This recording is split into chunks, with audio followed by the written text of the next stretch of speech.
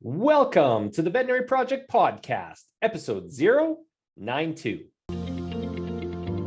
Welcome to the show created by vets featuring absolutely no pets. This is the Veterinary Project Podcast, hosted by Dr. Michael Bugg and Dr. Jonathan Leicht. Our resident veterinarians have swapped out their stethoscopes in favor of microphones to bring you the Veterinary Project Podcast, a show focused on real conversations, aimed to connect this amazing profession full of remarkable people. Through the sharing of collective stories and wisdom, and connecting over the many unique challenges we face, we invite you to join our community of veterinary professionals leading intentional lives. And now, here are the hosts of the Veterinary Project Podcast, Dr. Michael Bugg and Dr. Jonathan Leicht. Welcome back to the Veterinary Project Podcast. You are joined today by actually somebody other than Dr. Michael Bugg. Today, I have the pleasure of hosting with Dr. Stephanie Van Deynze Snell. Good morning, Steph.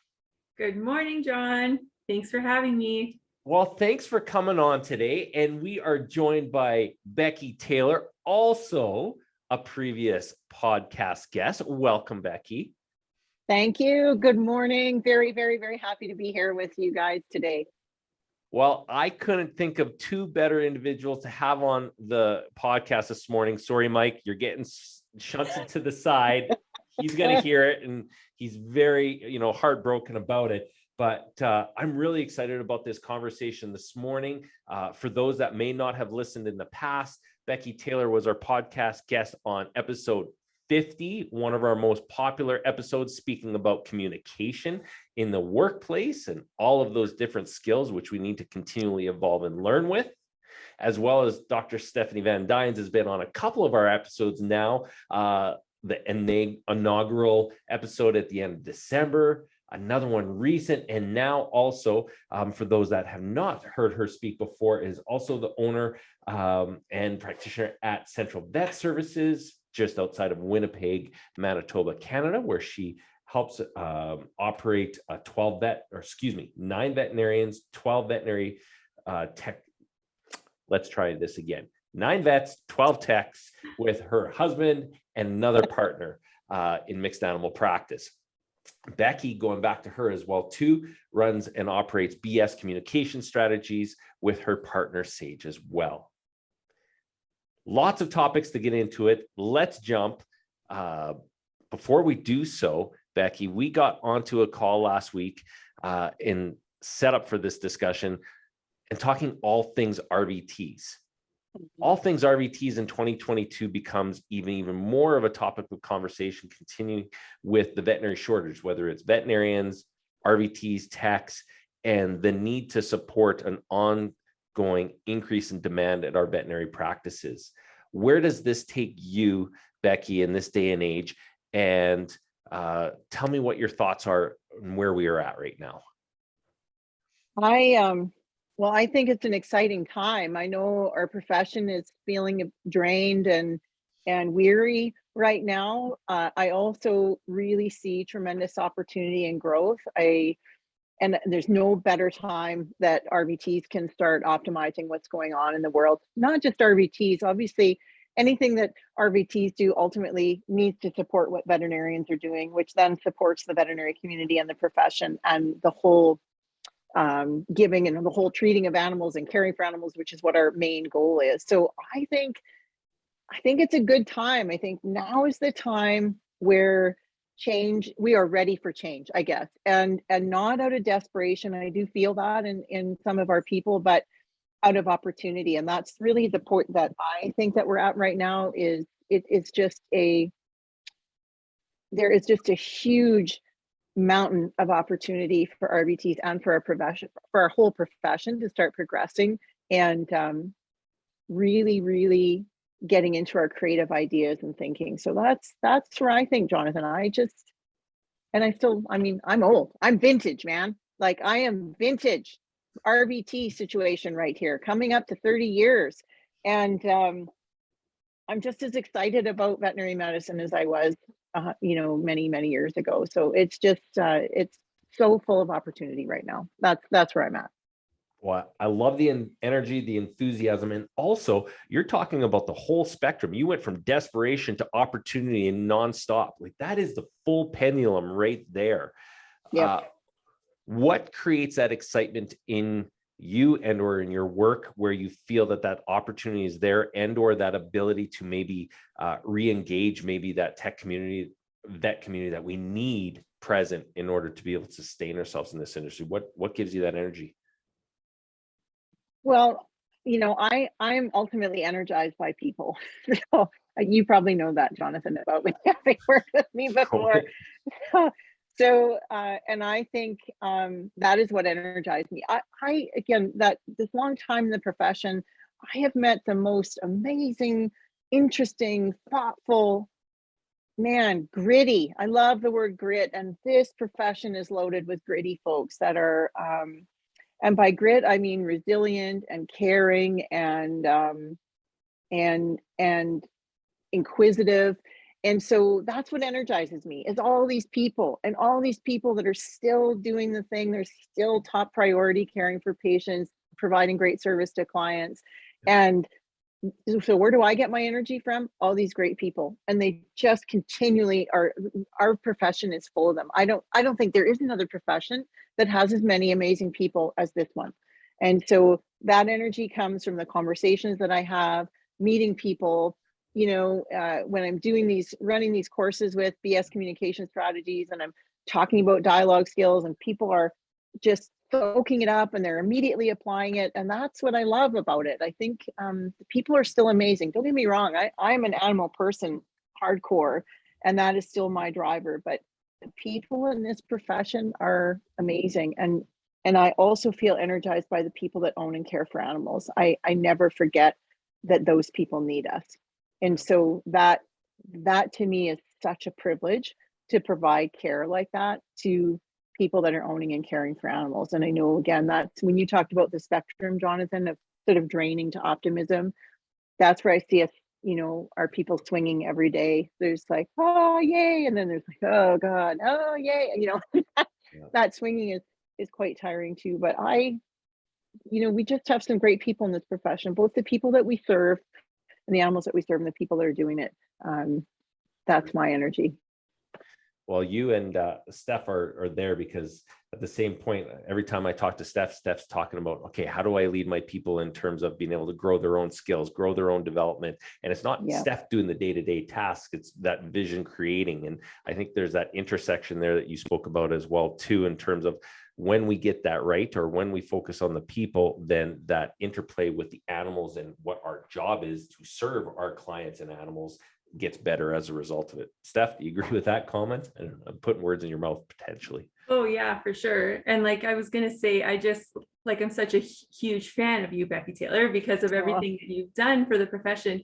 And I think like what I see as a clinic owner, and when I talk to other clinic owners, and maybe you'll agree with me, John, like there's a lot of like wanting to do, kind of better by our RVTs. But then it's like, how do we do it? What can we do? So when you have this course now, right, it gives us, this opportunity, like, yes, let's do this. This makes it easy for us to do what we want to do. Cause I think, like that's sometimes what is missing. Like we want to make these changes, but like, how do we do it? We're all so busy. We end up just like putting it off, putting it on the shelf, and like hoping someone else will figure it out. And you're kind of that person, right? That's figuring it out for us and kind of helping us as clinic owners, and like the RVTs and everyone bring stuff together and actually make change. So I'm really impressed by that. I'm a big fan.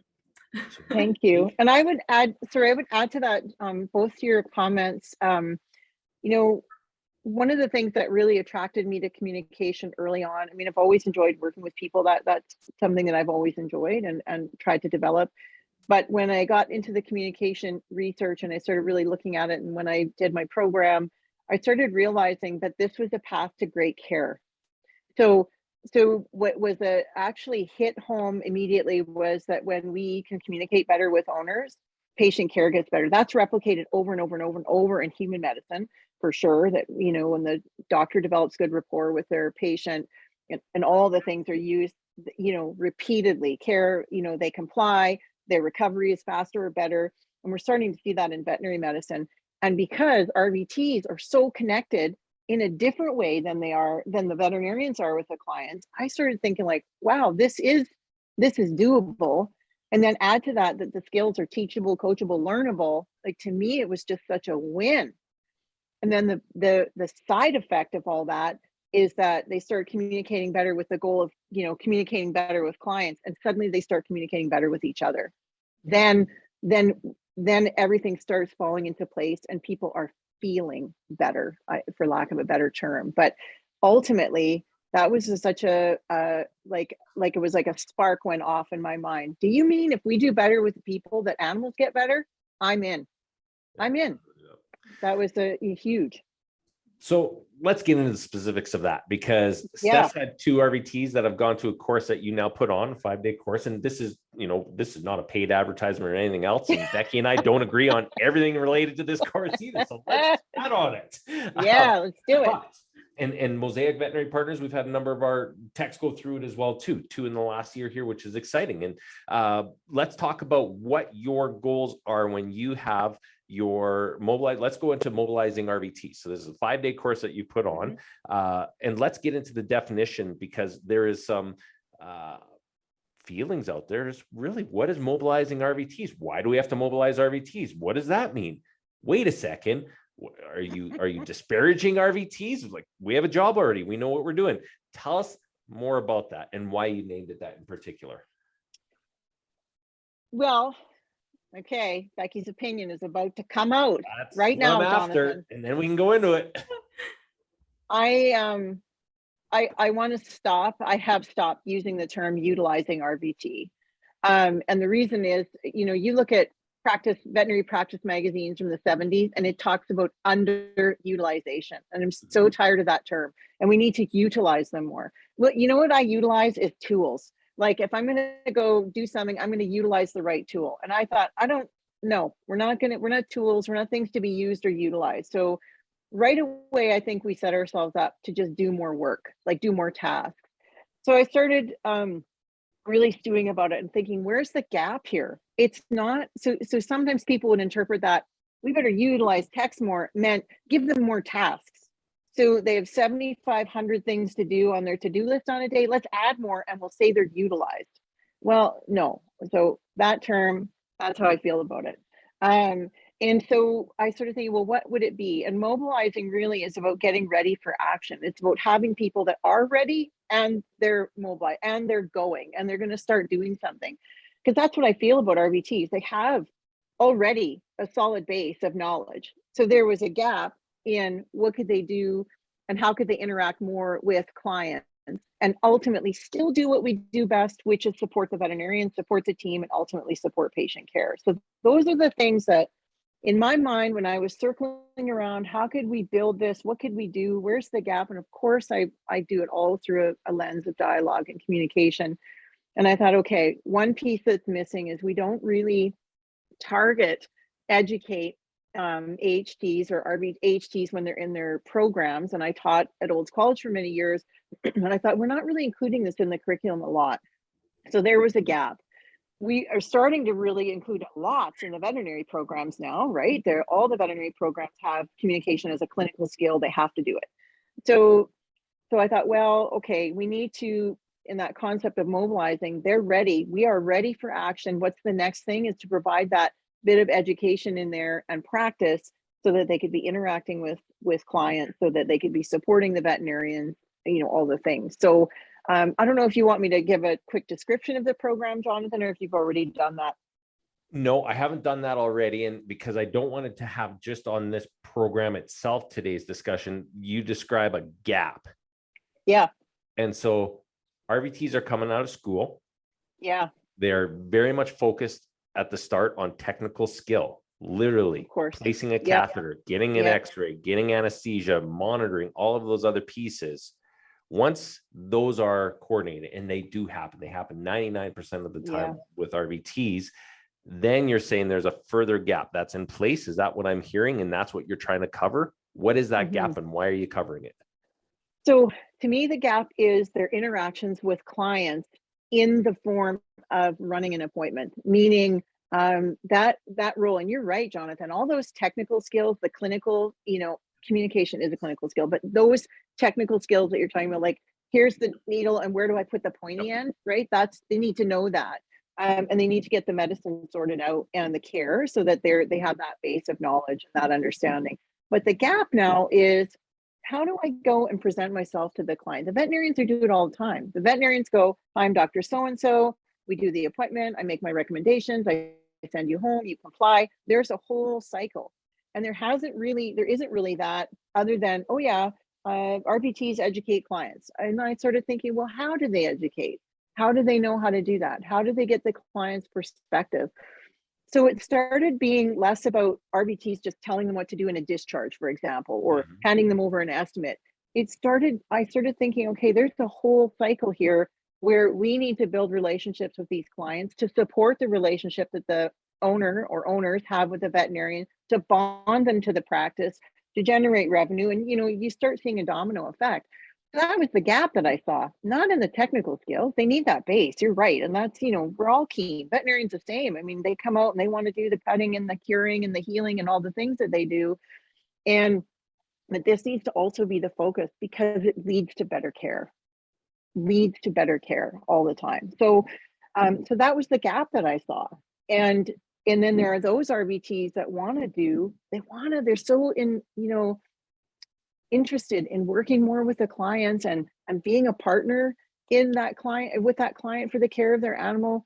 And the struggle was, some of them would kind of do it the way they've done it or saw someone, but we really needed to focus on the dialogue skills so it could become more efficient, so it could become more effective.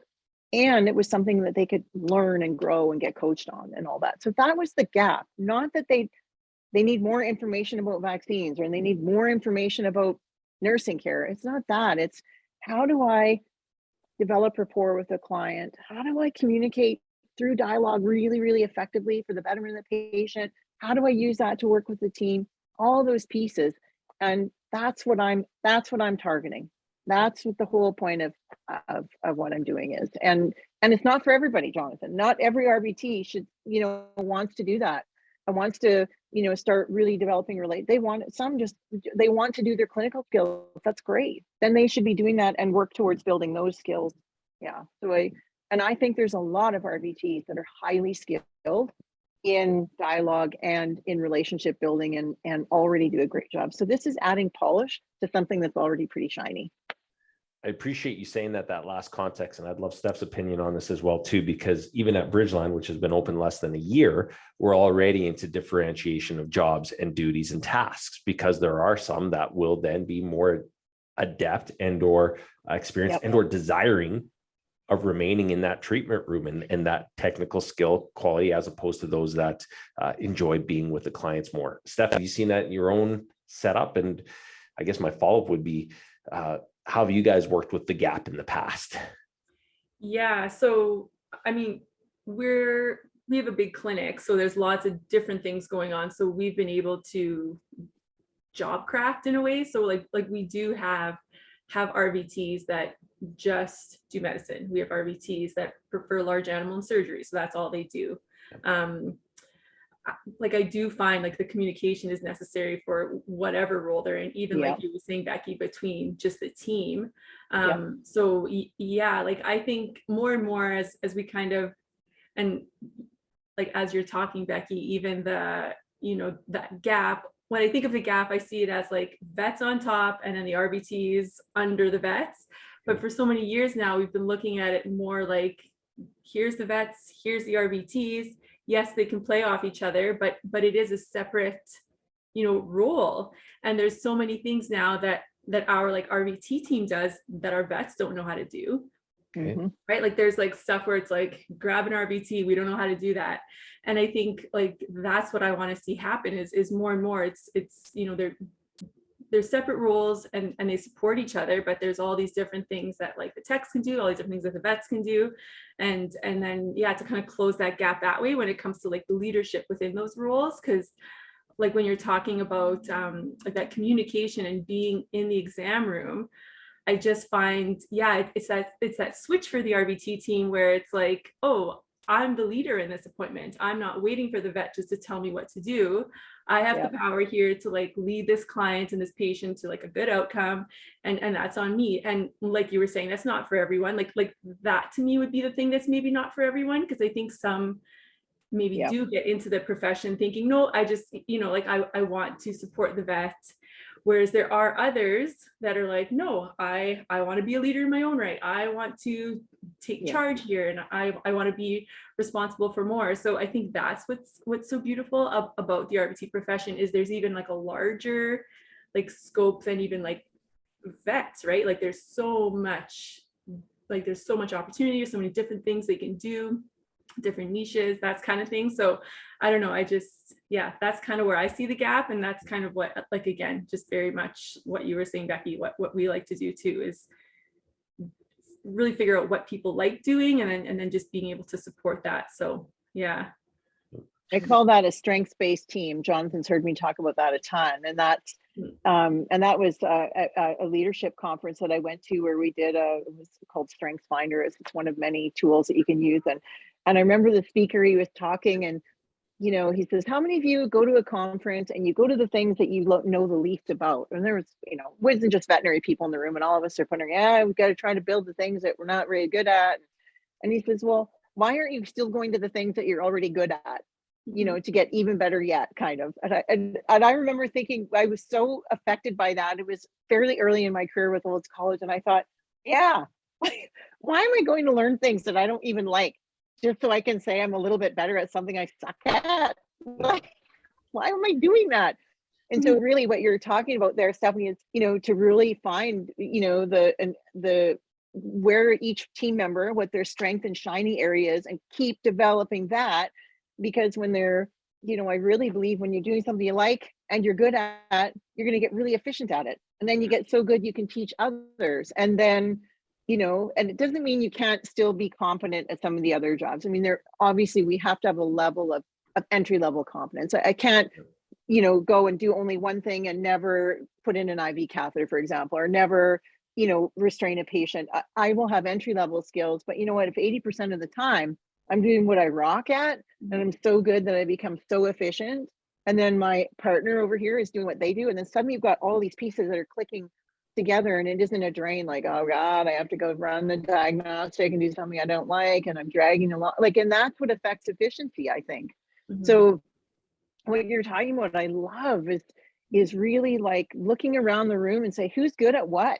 Let's do more of that, and let's learn more. I still go to communication courses, I still learn, even though I'm pretty accomplished, as far as education and training, but I still love doing that, so that I can continue to fuel what I like and what I'm good at. So I love that you're seeing that and you're building that with your team, because I think that's what creates effective, efficient, joyful, right? Doing stuff, the retention piece too. And I don't know what your experiences have been over the last however many years you've been in the profession, but even just in like the short, I guess 11 years now that we've owned the clinic, since we've made some of these changes, the retention of our team has been that much better too, because they enjoy coming to work, and like suddenly they're not feeling like they have to leave because they don't want to do large animal medicine anymore, or they just get so anxious before a surgery day that they know how to do it, they just don't like it, and they hate their surgery days, and then that just wears on them. So now it's like, you don't have to do surgery days. And I think what have your experiences been, seeing like the switch and maybe the improvement hopefully in retention kind of over the years with some of these changes? Have you noticed that? I think the folks that I know, and there are other vintage techs out there, not just me, and when I talk with them, their longevity is because they're doing work that they love. And it's not just enough to say, oh, I'm touching patients, and I'm, it's not that anymore. It's, I really spend time doing what I love and I'm good at, and it feels good. That's how we bring joy to the workplace. It has to stop being this drudgery business that we're in right now. And I think part of that is, some of us are consumed with having to be good at everything and do everything well. And I think, no, stop doing stuff you suck at. You don't like it and you're not good at it, so don't do it. Do all these things. And that's what brings, I mean, that's a no-brainer, is it not? Like, if I'm doing something I like and I'm good at it, and I can get it done faster than maybe some of the other people, not faster like to get it done, but faster with efficiency, with skill. Wow. And everybody's doing that. That's like clean up on aisle 7, you know, like everything starts getting tidied up. Everything starts, and those are the people that I see having longevity in this profession, and the RVTs that are rocking it. And they have evolved to get into the niche where they're really great at something that they love, brings them joy, you know, and I think joy needs to be in the workplace, not I'm only joyful when I'm at home or when I'm, you know, focusing on my wellness. You know, my home and work, they hold hands, they are connected. And I want to bring the joy from work to home and back and forth. So I really think that supports that. And I love that you're seeing that already, and that you've seen in that 11 years that you've seen kind of that transition where, you know, where you see this person, they're coming to work today and they're already at a high degree of, you know, I don't like, and that affects efficiency, right? And productivity, and it's just not going to get done as well, right? Yeah, I love that you're noticing that already. That's awesome. Can we jump into a couple specifics? Sure. All right, 2022, depending on where you're listening to this from North America wide and across the world, there are legalities around what it means to have an RVT running an appointment. So I want to talk through that specifics.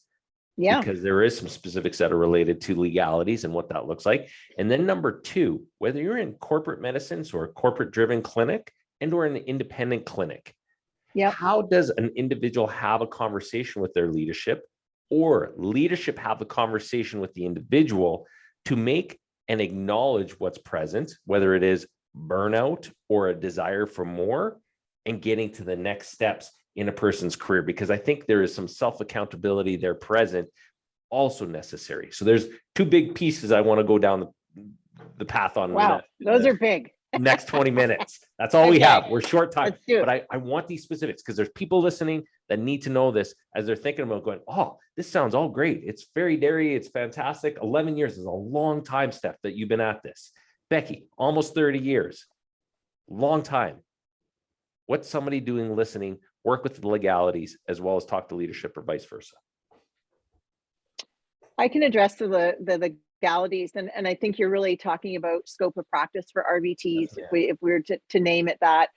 And so here's my wisdom, for what it's worth, is depending on where you at, you must know the ins and outs of what the regulatory body or the legislation or whatever is. I guess to your point, Jonathan, about, you know, when I started this, or when I started thinking about that, I spent years on it was called HHC, the Tech Association, the Veterinary Association, where I really learned it, understood it, and really saw the value in what that particular part of our profession was doing. I wouldn't have known that had I not been pretty intimately involved in committees and council and all those things. So that, having that education, and to really go into it thinking, what can I learn? Not what is it that they're stopping me from doing? Because that's how a lot of people feel about legislation, if I'm brought, you know, or rules, really is what we're talking about. So for each person that's listening, know what it is in your district, in your area, in your, you know, in your state, in your province, and whatever, and know what it is, and is there limitations? And the best way to do that is to find out. I can speak to what it is in Alberta, and a little bit across Canada, but Can I you add know, to that as well too? Yeah, please. Like, you and I have worked together for years now also, and worked on some ventures together where you've taken that information, you've got to know the stakeholders, but then you've also been able to help, I'm going to say it as it is, regulators to understand what the definitions that already exist in place are. So for those that are listening, it's not like it's a one against the other necessarily. No, it's a group education, and sometimes the rising of all ships together. And that does include regulators that are continually trying to progress. And I can say that as being on council right now. It is not we block all, no, but it is a discussion in education. And I've seen I love that you're calling it a discussion. I spoke last year virtually at the International Veterinary Regulators meeting, and I was speaking about this too, and was really challenging everybody to do the same thing that you're mentioning, Jonathan. It's about having a conversation. It's not regulators saying do this, and people going, oh, those dang regulators, all they do is find ways to take my license and make my life miserable.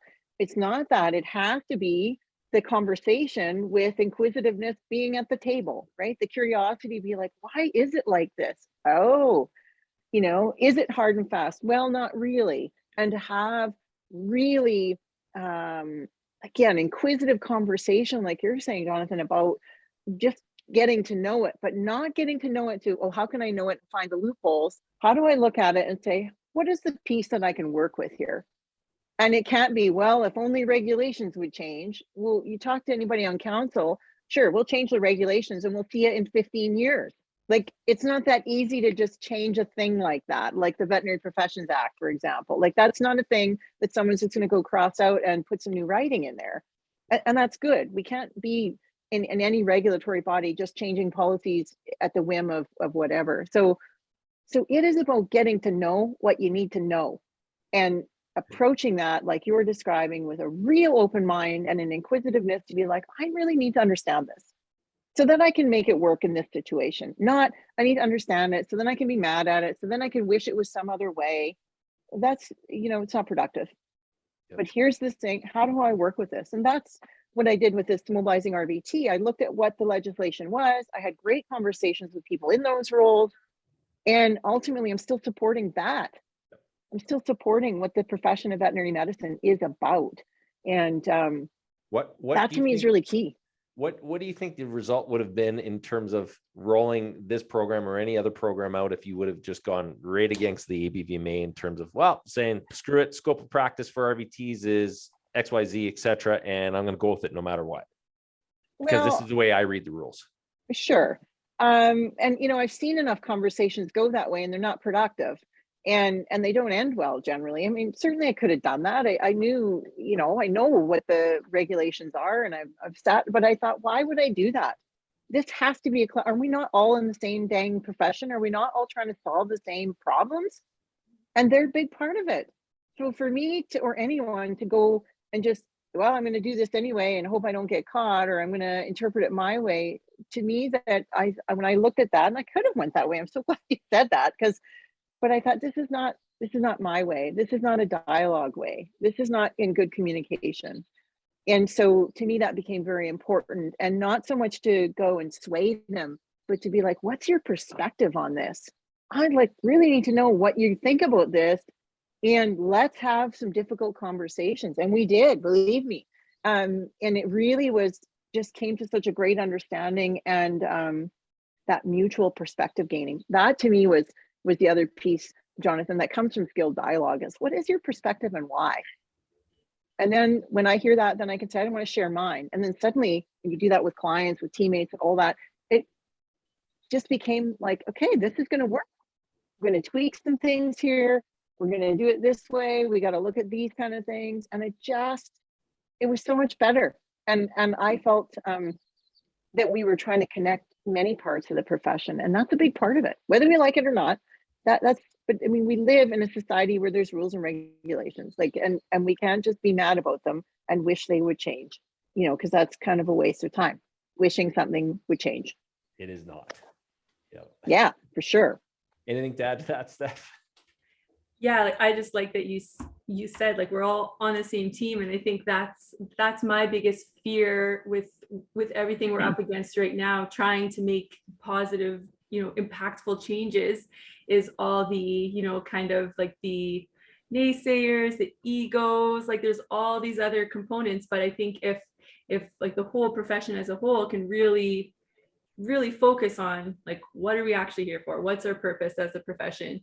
Hopefully we can get through some of that and actually see things improve and change. So yeah.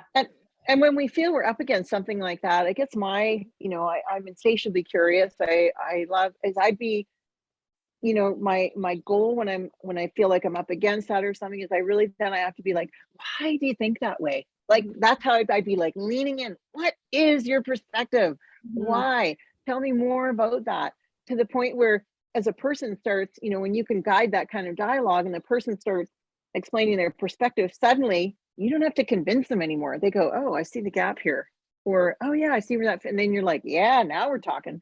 Mm-hmm. But I can't go in it with I'll tell you, I mean, I hope through great conversation and a real connected dialogue that both perspectives are heard, even if they're challenged, and Jonathan and I have done this many, many times. But it really, then you have a really energetic conversation, not a, Yeah. and it doesn't have to be sunshine and roses and false, BS. It just needs to be like, what is your perspective and why? And then if I don't like it, I have to question myself and be like, why aren't you liking this, right? Like, what is causing this in you right now? Oh, it's that. Okay, now I can manage that. Yeah. And then that's where that strong communication comes in to create, that Yeah. really safe space where people actually feel like they can voice Yeah. opinions and they're not automatically getting defensive, and that Yeah. that things aren't escalating. We're able to have those kind of honest conversations, even if they are difficult. So that's And that really- has to have some dialogue skill in there. Yes. That's the skill piece of dialogue. Yeah.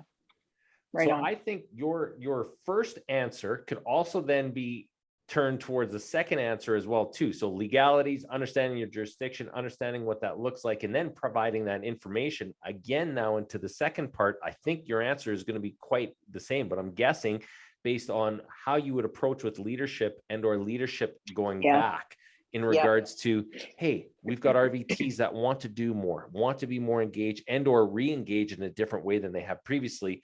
How do you approach that with your leadership? Because we've already heard that. I've seen that in our own practices where you have some amazingly engaged RVTs. They come back into practice and they hit a wall. And that wall actually is not of anything venomous or inciting to, want to do backwards medicine, not whatsoever. But there's then a gap at the clinic level. How does someone deal with that? Or how does an RVT in practice right now, a vet in practice right now that wants to make change, bring that up to the leaders? And then what do the leaders need to do as a result? Is it speaking to everybody? Well, such a good question. Very hard to do that, Jonathan, if you don't have some dialogue skills that you are aware of. So that to me is thing number one.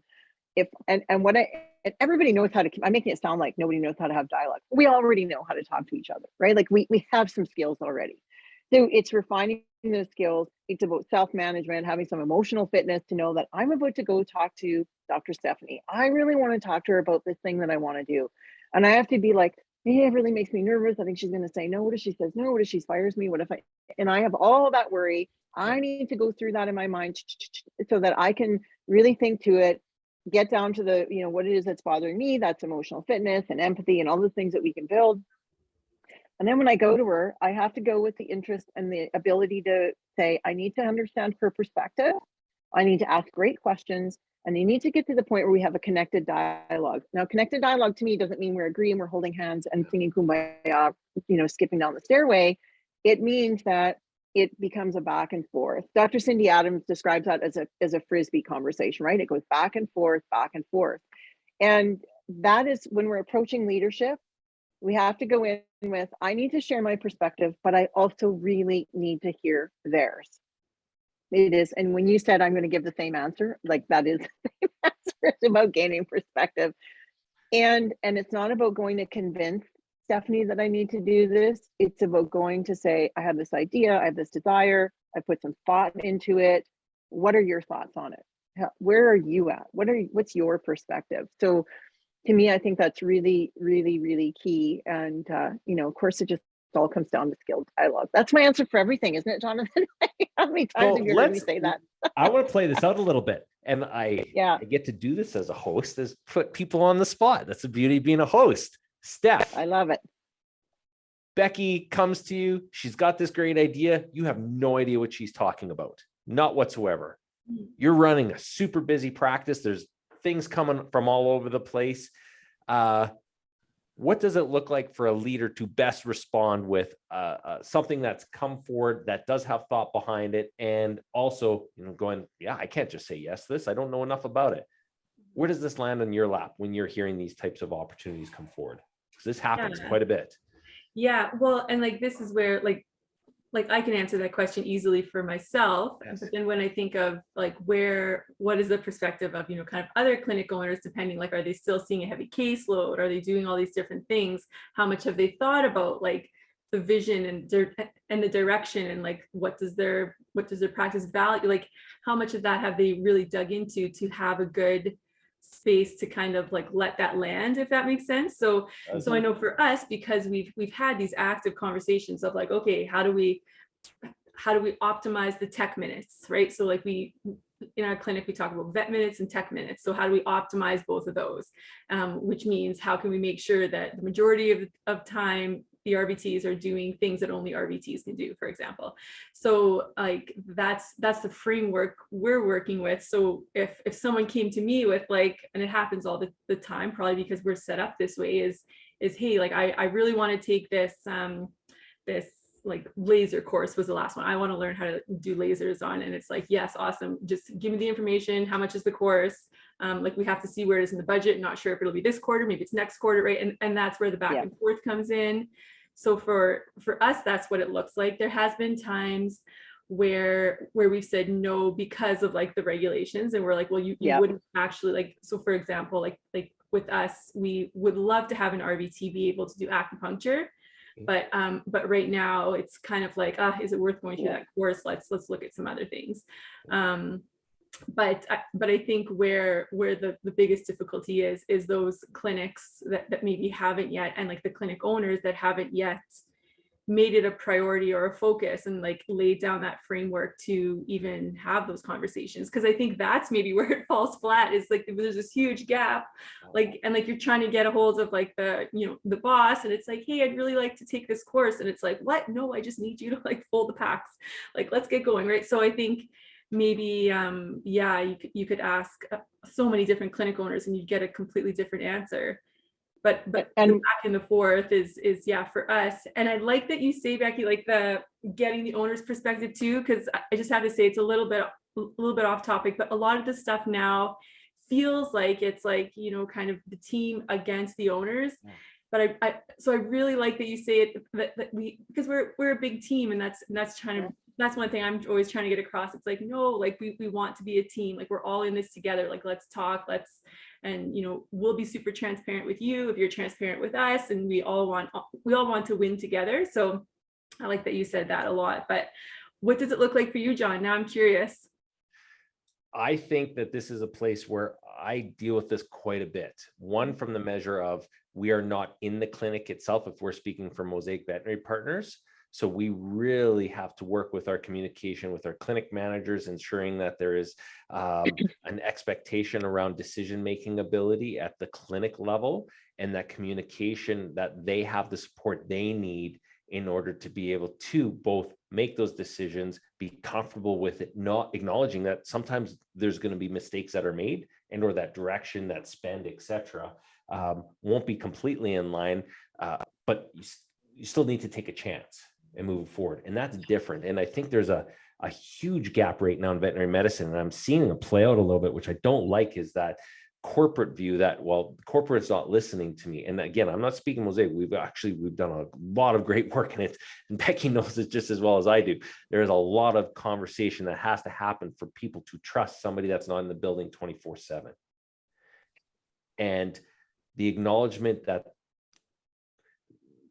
corporate or a larger group of clinics wants the same thing as those at a clinic level is very important. And everything that can be done to appreciate that both mutual relationship and perspective, and the tossing of frisbees back and forth. What I'm missing right now sometimes, and what I'm hearing out there, is the frisbee's not getting tossed back. It goes from the clinic to corporate, whoever they are, and I'm using that, and I hate that word, but the frisbee's not getting thrown back from whoever that nether person is back down to the clinic. I dislike that, I think, especially in this context. What you both are talking about right now is culture. And that is the thing that needs to be fed and developed. Yes. And it starts with people learning how to have better dialogue with each other, more skilled dialogue, and to be able to approach somebody with the thought of, I wonder what their perspective is. I'm pretty sure I'm not going to like their perspective, but I need to go in there with like a high degree of, I wonder what their perspective is, even if I'm sure I don't like it, but I have to go back to the wonderment. I have to go back to the curiosity. And then I layer the communication skills or the dialogue skills onto it. So that culture piece is really important. And you've heard me say this before, Jonathan, not everybody knows how to behave on a team. Certainly not everybody knows how to lead one. And those types of things, building culture, building communication, all that, that takes time and money. Really see the difference when I'm going and doing workshops with clinics, when the leaders are invested, when the team is there, suddenly they are building culture. They're not building more rules. And that doesn't matter if it's corporate or otherwise, right? We're talking about a feel of the group, and that's what I think culture is. And it is a thing that needs time and effort and some skill building. So that culture piece that you're both talking to is so important. Sorry. Oh, no, like when you're speaking on that too, like this is a spot too where I can really see like the RVTs rising up and taking ownership of helping develop that culture too. I think sometimes, you know, there's that feeling where it's like, oh, the boss isn't doing it, so I'm out. But there's so much you can still control. And case in point, like our, I don't know if she's been with us the longest, but yeah, she has at this point. So Shay, like you met her, Becky, a few weeks ago. I did. She, and this is me, brand new clinic owner. I didn't really know what I was doing. And she approached me. I think was she even out of school? And I think she was only 19, like she was young, and she approached me. She's like, and I think at the time we had 3 RVTs, and she's like, I really think we need a head tech. And I was like, oh, okay. She's like, and I think I should be it. And I was like, right on. Okay, this is amazing. Yes. Okay. Thank you. And I just think throughout the years, she's been such like an integral part in helping us, you know, on our leadership journey at Central West Service, right? She's just been such a big part. And that was, you know, her kind of being like, okay, let's go, Steph, like we need to do this together. And yeah, so that's just where, like, I just feel like there's a lot of opportunity even for that to make such an impact even on the cultures of the clinics too. Mm-hmm. Really, absolutely. But you recognized it. You didn't say no. You probably went, oh, what do I do with this? And then to the culture piece and the ongoing discussions, you fed it. I was thinking about this as you were speaking about this, Becky, and now as you described with Shay, is you're feeding the fire. Mm-hmm. Yep. You're not 100% the oxygen so that it dies. And she's like, wow, this isn't going to work with these new owners. Yep. I'm out of here. Mm-hmm. Which you hear about all the time. No, you're putting the coals, and the coals get hotter. And then before you know it, 11 years later, she's your director of medical services, correct? Yeah. That doesn't happen overnight. That's where the ego piece comes in too, right? It's all like the clinic owners out there, the veterinarians as well, letting go of any ego of like, oh, well, this, you know, now this RVT wants to come in and do all this stuff that I'm doing. Then like who am I if I'm not the one, you know, scrubbing for surgery? I don't know, like whatever it is. So I think that's where too, and I'm really curious to know your experiences with this too, Becky, and John, is like, it's one thing to have the owner and the leadership team say, yes, we want to mobilize our RVTs, but then what have you experienced with the associates in the clinics and any feedback or pushback with them? So when we wrap up the program and we kind of talk about this throughout the 5 days that we're together, is and this is not just to this particular, anybody goes to a conference, one person goes, they come back and they're like, I want to do all the things, I'm ready to make some changes, and everyone's like, we're not changing, no, stop talking. And then you're like, I guess we're not going to do anything, or they make their little changes. So we talk a lot about how this is going to impact the team, what questions we're asked, and it's my same answer all the time. It becomes about how do we have a really connected dialogue about something that we maybe don't agree on. And it's not like, let's agree to disagree. I hate that statement. It's like, let's get into perspective sharing. Let's hear what each other has to say. And then let's put our inquisitive, smart, gritty minds together and figure out how we make this work. Not the long list of reasons why it won't. So we talk a lot about how does this impact the receptionists? How does this impact the TAs, the other veterinarians? And it's not, I better convince someone to think like me. It's about how do we drive and manage this dialogue so that we can really hear what each other's thinking, and then figure out, how do we make this work? Not why won't it work? Like, not working is not an option. How is this going to work? Let's hear what you have to say. Let's hear what I have to say. And let's find the solution here. We're solution machines, for crying out loud, in veterinary medicine. All we do is see problems and fix problems all day long. So to take that skill set, all those attributes, and apply it to something that maybe there is some disagreement. And it's about conversation and dialogue. It's not, how can I convince someone? Ultimately, if the principles of the practice or the leadership say it's a no-go, then I have to accept that. And so then I make the choice as an RVT. I'm either with this team, or I'm going to go find one that is involved. And that is what's causing the turnover. Not, we're all getting drained. It's, some people are in cages and they don't need to be. And that's our discussion of the program. This isn't go back and work super hard.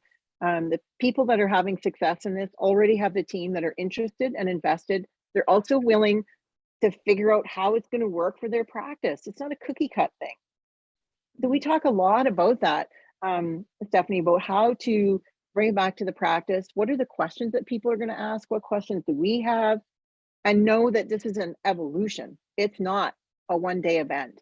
It's not like, I'm going to go to the practice as soon as I'm done, I'm going to start seeing 17 appointments a day. And it's like, no, you see one or two. It's about having great conversations with the veterinarians and the people that are part of this. So it's not a one and done. It really has to be about, how do we move that to the rest of the team? That's huge. Ladies, it is that time. Look down. Wow, we could go easily another half hour to an hour, and then I'm going to have an angry Mike who's not even on this podcast today. We miss you, Mike. I'm blaming him. No, that's no good at all. Great conversation, and such.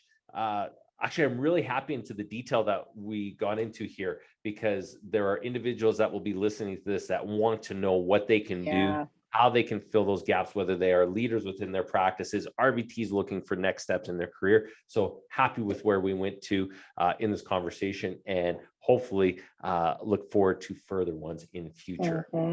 Thank you. It was awesome.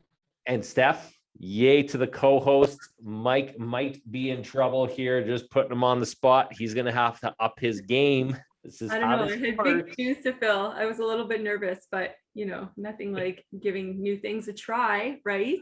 Right. That's right. We're going to quickly move over to the impact round, and I have changed this impact round a little bit because Becky has already been on our podcast and shared in some of the questions that we ask all of our previous guests. So Becky, I've got 2 new questions for you this morning. All right. And the first is, if you could be doing anything in this world, what would it be? I'm not sure I would change anything. I'd be doing what I'm doing now. I would be in the veterinary profession 100%.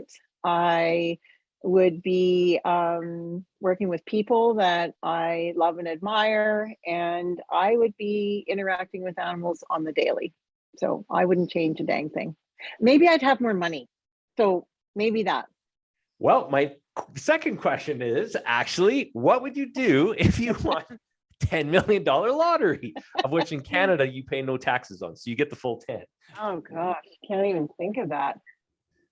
Oh my goodness, do all the things, pay all the bills, pay the bills for friends and family, contribute to some greater good somehow, for sure. Probably get more horses and cats, Jonathan. Like, I feel like that would be kind of on the list of what to do, for sure. Becky would have a souped up trailer. That's what I was guessing. I would. Yes, I would. That's what I was guessing. So, excellent. Well, funny how those 2 questions go together. Becky, as always, thank you very much for coming on with Steph and I this morning. It is a pleasure. If and when people want to reach out to you again, what is the best way of getting a hold of you? For sure, visit our website, bscommunication.ca. The program's there, the contact's there. You can, there's a way you can book a great conversation with me. I really make this sincere invitation that anyone that wants to talk more about communication or about these programs, I want to talk to you. I love having conversations with anybody in the veterinary profession. So that's the best way, is check out our website. We're on all the socials as well, so you can look us up there, but the website for sure to get our contact info. Yeah. Excellent. Steph, any words at the end? Me? No, that was so great. Like I said before, I'm over here fangirling over you, Becky Taylor. You're making such a big impact on the profession. I can't thank you enough. Very inspiring. Oh, thank you. And I really enjoyed this conversation, Jonathan. I loved that Stephanie was here and that she's already, she was progressive and sending RVTs from Manitoba to this program and already in there. I mean, you know, Stephanie, are the inspiration for me as well. And I love that you're early in your career, you're already thinking this. And I, from talking to your, the RVTs that joined us, I know that you have a joyful workplace, and I give you two big high five and my admiration for that, because that is something to be very, very proud of, for sure. So I appreciate that. Thanks. Excellent. Well, as all our conversations do, they will end with you, Becky. And what message do you want to leave for the veterinary community today? Oh my goodness, it's the one I just think about all the time. Is like, let us bring the joy into our day. There is such an abundance of it in the work that we do, and to really look around the rooms that you're in and like admire these people that are there, and not just the veterinary folk, but the clients, and to see their value and their interest, and they have such respect for what veterinary professionals do. And I just think we just need to bring the joy back, man. Like, we get to work with animals every day. So many people dream of doing that. Think of all those people that don't get to do that. And in one little article I wrote, is just to remember the silent gratitude that we get from those patients and those animals every single day. Like, to me, even in our own animals, and when I'm in the clinics, I just think like, that is something, you know, to really like put in your soul, and to really be joyful about that. It's a freaking joyful profession, man. It's a good place to be, and we're all good people. So I just think that's what I think about. That is my message. Bring back the joy, and because it's there in spades. Thank you for listening to the Veterinary Project Podcast. As a recap, on behalf of our hosts, the Veterinary Project Podcast will be releasing new episodes weekly, so be sure to tune in as we bring you more conversations aimed at helping you enjoy a life well lived. If you enjoyed what you heard on the show and you want to stay in the know, please like, love, and or subscribe to the podcast on the listening platform of your choosing, as we're available on all the usual suspects. If you know of others that may benefit from these conversations, we'd love it if you please share the show with them, as this will help us grow our community to reach more and more veterinary professionals. Speaking of which, if you are a veterinary professional and would like to get connected with more like-minded individuals who are joining us on this journey, please send an email to the veterinaryprojectpodcast@gmail.com, and we'll invite you to be a part of our private Facebook group. General feedback, requests for information, or perhaps requests to be a guest on the show can also be sent to the veterinaryprojectpodcast@gmail.com. Dr. Michael Bugg and Dr. Jonathan Leicht, thank you for listening to the show, and we'll catch you again next week for another episode of the Veterinary Project Podcast. Bye for now.